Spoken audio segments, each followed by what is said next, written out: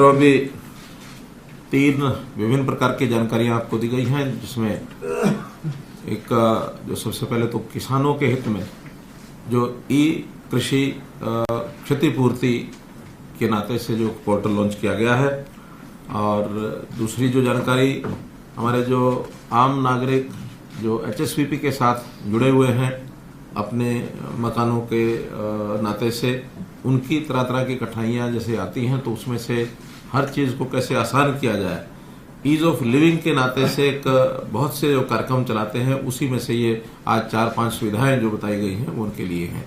और जो तीसरा बताया गया एक प्रकार से कमर्शियल कंसर्न जितने हैं, चाहे वो इंडस्ट्रीज है, चाहे वो व्यापारी है, चाहे वो अपने किसी भी प्रकार का अपने कार्यक्रम को जनता में पब्लिसिटी के माध्यम से उसको प्रमोट करना चाहता है, तो एडवर्टाइजमेंट पॉलिसी ये अर्बन लोकल बॉडीज के नाते से ये एक पॉलिसी ये दी गई है। तो मोटे रूप से अलग अलग वर्गों के लिए ये तीनों चीज़ें की गई हैं। जहाँ तक ई फसल क्षतिपूर्ति की बात है, हमारे एफसीआर साहब ने सारी चीज़ें बताई हमको कि किसानों को किस प्रकार की कठिनाइयाँ आती थी, किस प्रकार की शिकायतें वो करते थे, और उनकी संतुष्टि करना बहुत ज़रूरी होता था। फिर बाद में पटवारी लेवल पर, तहसीलदार लेवल पर, डीसी, एसडीएम वो सब लगते थे, तब जाकर के कुछ संतोष हो पाते थे, कुछ नहीं हो पाते थे। अब उनकी अपनी पार्टिसिपेशन, क्योंकि समाज में हमेशा संतुष्टि का फैक्टर तब बढ़ता है जब लोगों की अपनी पार्टिसिपेशन ज़्यादा से ज़्यादा कराई जाए। तो किसान की पार्टिसिपेशन में हो जाएगी, उसको भी पता रहेगा कि मेरा नुकसान जो मैंने लिख के दिया था, या बाकी जो कृषि विभाग ने तो रेवेन्यू डिपार्टमेंट उनके लोगों के द्वारा कितना कितना उसमें असेस किया गया है, और उसमें फिर जहाँ कहीं ज़्यादा अंतर आएगा, एम्बिग्युइटी ज़्यादा होगी, तो उसका रीअसेस करने का भी काम वो वहाँ डिस्ट्रिक्ट लेवल पर होगा। लेकिन फाइनल जो है वो डिस्ट्रिक्ट लेवल पर एसडीएम और डिप्टी कमिश्नर उनके लेवल पर जो हो जाएगा, वो उसका मैक्सिमम संतुष्टि इसकी होगी, ऐसा हमको लगता है। तो ये एक कार्यक्रम आपको दिया गया। फसल नुकसान के जैसे अलग अलग स्लैब होते हैं, वो सारे अलग अलग मुआवजा उसके हिसाब से होगा। तो उन स्लैब्स में जैसे पहला स्लैब है 0 से लेकर 24% तक, दूसरा 25 से 32%, 0 से 24% का कोई मुआवजा दिया नहीं जाता है, ऐसी पॉलिसी है।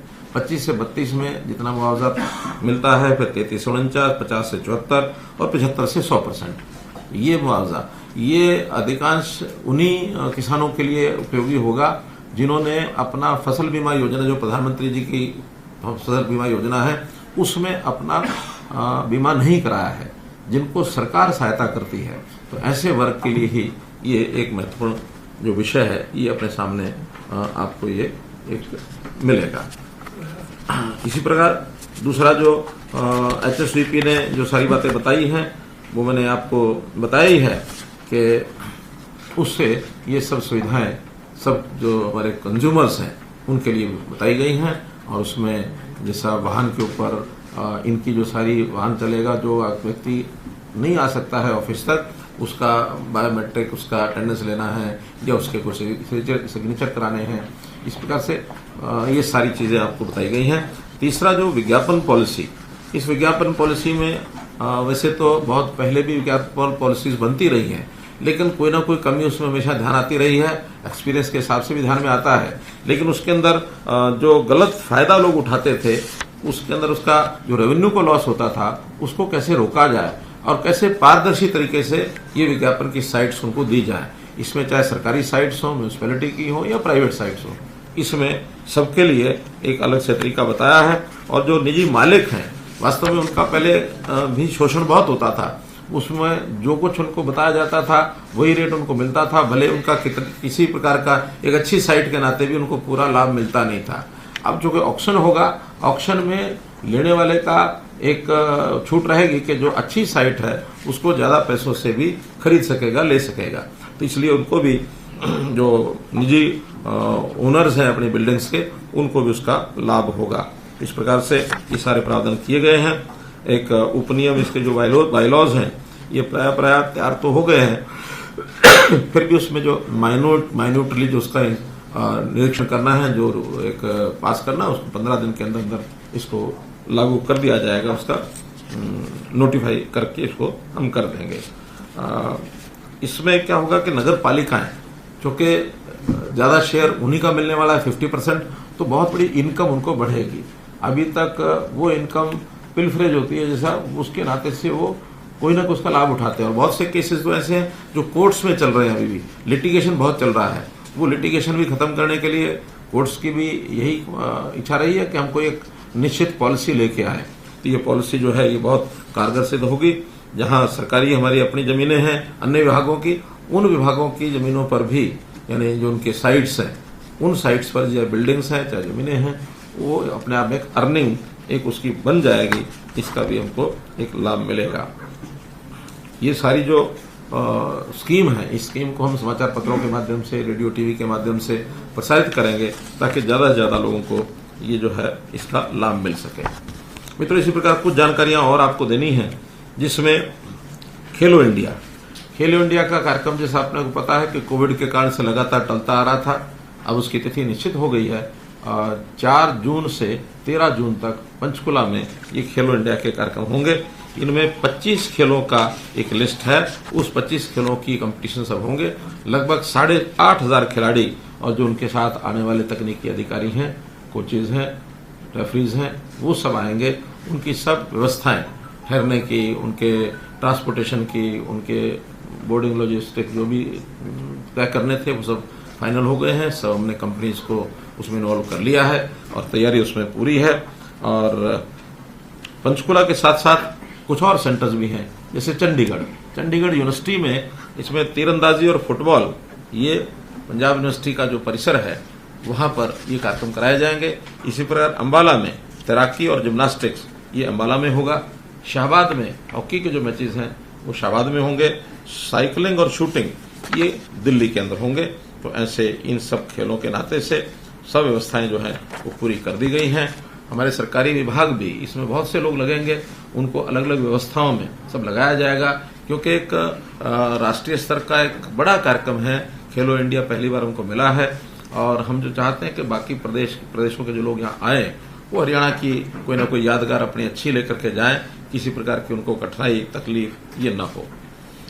एक हमने कार्यक्रम शुरू किया है, संत महापुरुष विचार सम्मान और प्रसार योजना। तो उस योजना के अंतर्गत जो महापुरुषों के बड़े कार्यक्रम हैं, उनकी जयंतियों के, उनके कोई शताब्दियों के, ऐसे कार्यक्रम जो हैं हम सरकारी योजना से करते हैं। जैसे हमने डॉक्टर अम्बेडकर जयंती, उस कार्यक्रम को भी हम सरकारी बनाते हैं। महर्षि वाल्मीकि का जन्मदिन जो मनाते हैं, गुरु रविदास जी की जयंती भी हम मनाते हैं, भगत कबीर की जी भी मनाते हैं।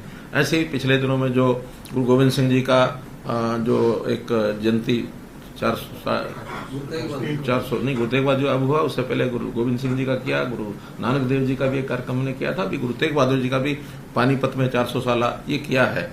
ऐसे जो कार्यक्रम आते हैं, इन कार्यक्रमों को हम और कुछ महापुरुषों को भी जोड़ करके इस श्रृंखला को बढ़ाना चाहते हैं, क्योंकि उनकी जीवनी से जो एक समाज में एक संदेश जाता है, लोगों को एक शिक्षा मिलती है। क्योंकि ये भी बहुत बड़ा एक विषय है, समाज को एक जागृत करना, उनकी दिशा ठीक रहना, ताकि हम एक सुखी जीवन जी सकें। तो इसी कड़ी में अभी हमने करनाल में कार्यक्रम रखा है, महर्षि कश्यप जयंती। उनकी जयंती 24 मई को आ रही है, तो करनाल में ये बड़ा कार्यक्रम होगा। और उसके बाद जून में संत कबीर जी की जयंती 14 जून को आ रही है, रोहतक में एक बड़ा कार्यक्रम प्रदेश स्तरीय ये कार्यक्रम हम करेंगे। तो इस प्रकार से इन कार्यक्रमों का एक उल्लेख इसलिए किया है कि हम अपनी जानकारी जनता तक पहुंचा सकें। आजकल पिछले 15 दिन में बिजली की बहुत बड़ी एक समस्या आई थी और हम सबको जानकारी है कि गर्मी पहले के वर्षों की अपेक्षा कई वर्षों के बाद इस प्रकार की भयंकर गर्मी अप्रैल के महीने में ही जो है आई थी। तो अप्रैल और अब मई, ये जो सारा समय है, इस समय में हमने बिजली के थोड़ा संकट को भी झेला है। हमारी बिजली 8,500 मेगावाट जो रनिंग हमको चाहिए, उसके अंदर लगभग 1800 मेगावाट की बिजली की कमी हो गई थी। तो उसके कारण से कुछ 7-8 दिन हमको कुछ कट्स भी लगाने पड़े, लेकिन उसकी जो आपूर्ति है वो आपूर्ति अब सुनिश्चित हो गई है। जो सारी व्यवस्थाएं हमने कर ली हैं, जिसके अंदर अडानी ग्रुप से हमारा जो पावर का एक कॉन्ट्रैक्ट था, तो एक झगड़ा था, उसको उन्होंने निपटा लिया। तो 600 मेगावाट की जो पावर है वो अडानी ग्रुप से शुरू हो चुकी है। अगली 600 मेगावाट और एक जो पावर प्लांट है उनका, वो बहुत जल्दी शीघ्र चालू होने वाला है। 1 सप्ताह के अंदर अंदर वो भी चालू हो जाएगा। साथ ही हमने खेतड़ यूनिट एक हमारा आउट ऑफ ऑर्डर हो गया था, उस आउट ऑफ ऑर्डर होने के नाते से अब वो भी ठीक हो गया है। उसको भी 600 मेगावाट की जो बिजली है वहां से हमको ये मिलनी शुरू हो जाएगी कुछ दिन के बाद। सौर और पवन ऊर्जा इसमें भी बढ़ोतरी की है, 26 मेगावाट की बढ़ोतरी इसके अंदर भी हुई है। जम्मू कश्मीर से भी हमने 300 मेगावाट का करार किया है, वो बिजली भी मिलनी शुरू हो गई कि सर उसमें से कुछ पोर्शन मिलना शुरू हुआ, कुछ और शुरू हो जाएगा, यानी 300 मेगावाट की वृद्धि वो उसमें हो जाएगी।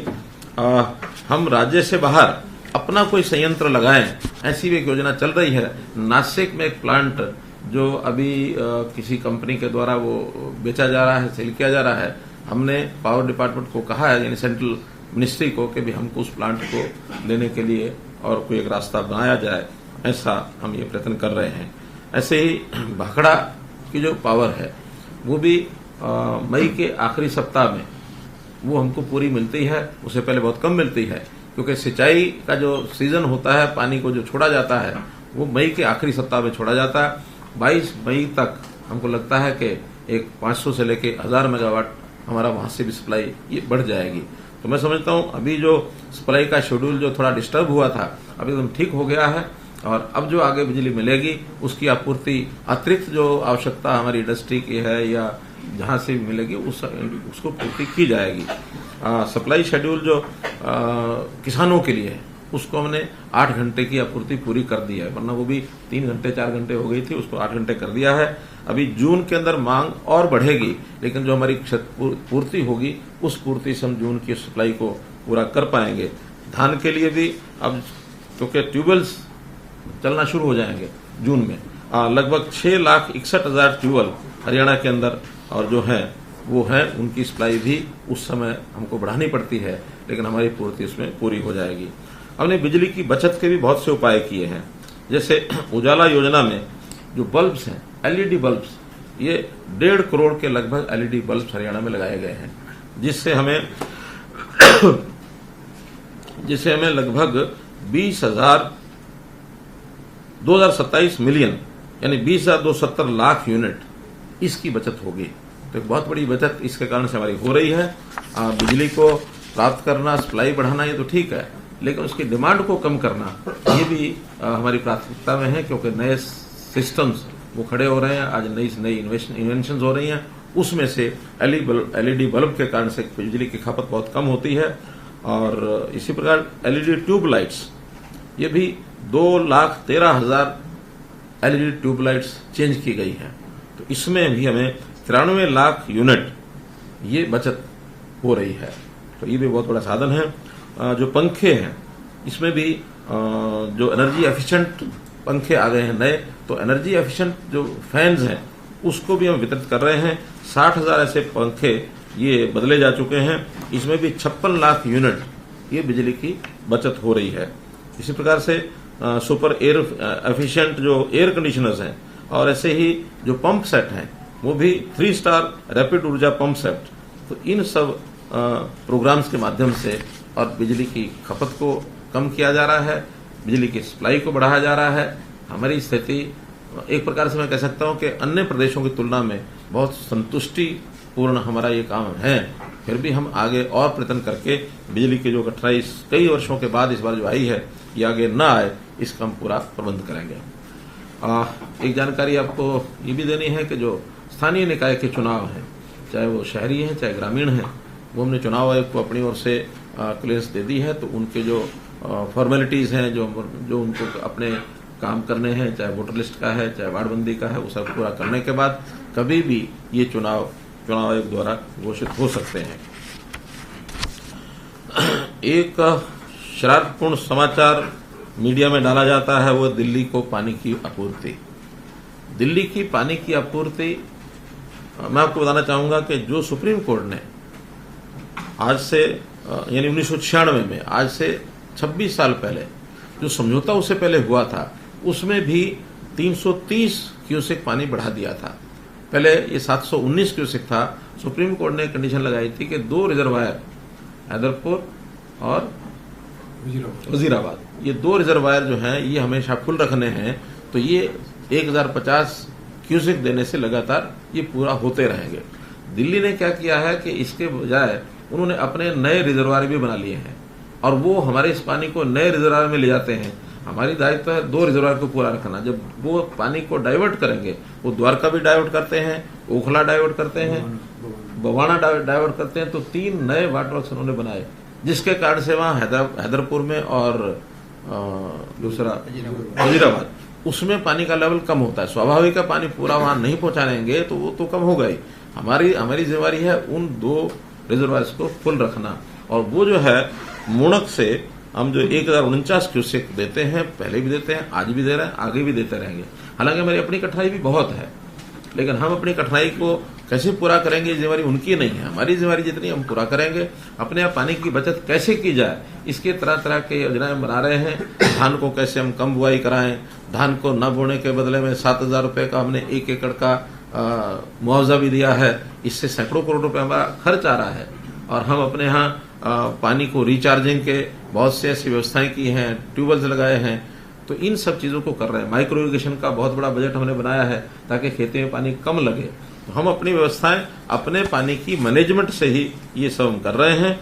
तो दिल्ली के जो लोग बार बार ये कहते हैं पानी की कमी, हमारा कहना पानी की कमी अगर उसको पूरा करना है तो ये जिम्मेवारी केवल हरियाणा की नहीं है, ये उनकी अपनी भी है।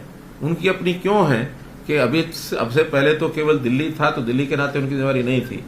अब उनके साथ पंजाब आ गया है, और पंजाब और हरियाणा इनका एक विवाद आज का नहीं है, वर्षों का है।